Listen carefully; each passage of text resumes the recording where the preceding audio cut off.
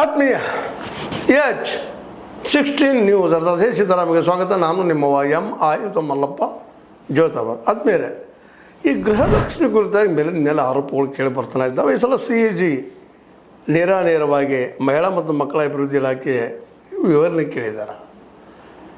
225 ಕೋಟಿ ರೂಪಾಯಿ ವ್ಯವಹಾರ ಆಗ್ಯದ, ಅಕ್ರಮವಾಗಿ ಬಳಕೆ ಆಗ್ಯದ. ಅದರಿಂದ ಕ್ಲಿಯರೆನ್ಸ್ ಕೊಡ್ರಿ, ತನಿಖೆ ಮಾಡಿಸ್ರಿ ಅನ್ನುವಂಗೆ ಬಾಹಿರವಾಗಿ ಜಾಹೀರಾತು ಕೊಟ್ಟಿದ್ದಾಗಿರ್ಬೋದು. ಮುಂದೆ 10 ಲಕ್ಷ ಫಲಾನುಭವಿಗಳಿಗೆ ಬೇರೆ ಬೇರೆ ಖಾತೆಗಳು ಆಗಿರ್ಬೋದು. ಅದೇ ಕಾಲಕ್ಕೆ 1.8 ಲಕ್ಷ ಮೃತ ಫಲಾನುಭವಿಗಳ ಖಾತೆಗೆ ಜಮೆ ಮಾಡಿರೋ ಮೊತ್ತ ಸತ್ತವ್ರ ಖಾತೆಗೆ ಜಮೆ ಅದು ಹೆಂಗಾಯಿತು ಅನ್ನುವಂಥದ್ದಾಗಿರ್ಬೋದು.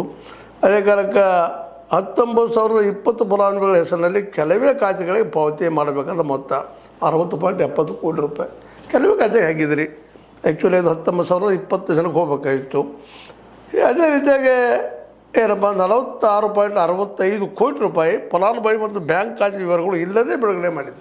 ಸ್ವತಂತ್ರವಾದ ಮೀಡಿಯಾಗೆ ಬೇಕಾಗಿರುವುದು ಸ್ವತಂತ್ರ ಧ್ವನಿ. ಆ ಸ್ವತಂತ್ರ ಧ್ವನಿ ಉಳಿಸಲು ನೀವು ಮಾಡಬೇಕಾದದ್ದು ಇಷ್ಟೇ. ಅದೇನಪ್ಪಾ ಅಂತಂತಂದ್ರೆ ನಿಮ್ಮ ಕೈಲಾದಷ್ಟು ಸಹಾಯ ಈ ಚಾನಲ್ಗೆ ಮಾಡಿ ಹಾಗೂ ನಿಮ್ಮ ಧ್ವನಿಯನ್ನು ಕಾಪಾಡಿಕೊಳ್ಳಿ.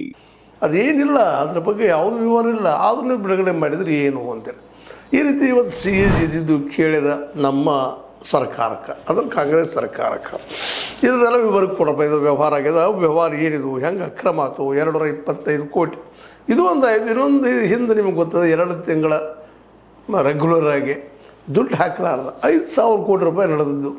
ಅವು ಎಲ್ಲಿ ಹೋದು ಇವತ್ತಿನವರೆಗೆ ತುರ್ತು ರಿಪೋರ್ಟ್ ಇಲ್ಲ ಅನ್ನುವಂಥ ಮಾತು.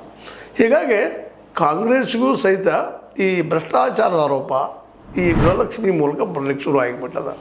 ಇಲ್ಲಿ ಏನೇನು ಗದ್ದು ಆಗ್ತದೆ, ಸಹಜದ ಭಾಳ ದುಡ್ಡು ಹರಿದಾಡಿದಾಗ ಇಂಥ ಎಲ್ಲ ಗದ್ದು ನಡೀತಾನೆ ಇರ್ತಾವೆ. ಯಾಕಂದ್ರೆ